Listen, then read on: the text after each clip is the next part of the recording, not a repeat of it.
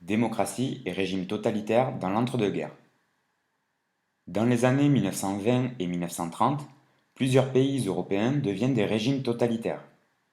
Un régime totalitaire est un système politique qui rassemble des caractéristiques que l'on pourrait qualifier d'autoritaire et de dictatorial, mais poussées à un stade plus élevé. Parmi ces caractéristiques, il y a le monopole idéologique, c'est-à-dire qu'une seule idée domine dans le pays. Tous ceux qui ne partagent pas cette idée peuvent faire l'objet de terreur de la part du régime. C'est le cas de l'idée du communisme en URSS ou du nazisme en Allemagne.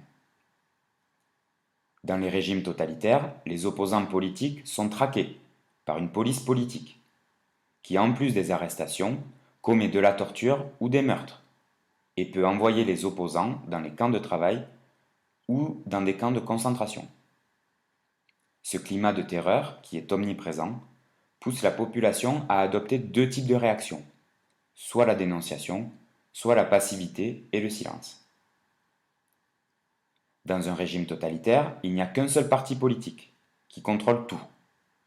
Il y a tout d'abord un contrôle des médias et de la presse, dans un but de propagande.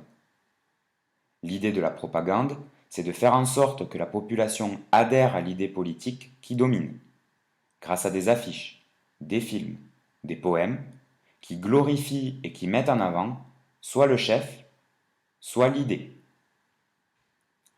Le contrôle de la société se fait aussi par ce que l'on appelle l'embrigadement.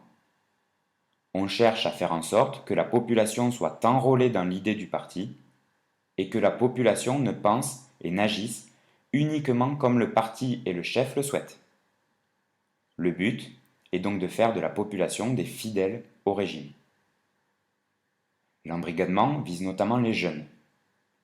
Pour cela, des groupes de jeunesse sont créés, car on estimait que les enfants devaient être pris en charge le plus tôt possible pour que l'idéologie, le nazisme ou le communisme, soit considérée comme la seule option possible pour eux.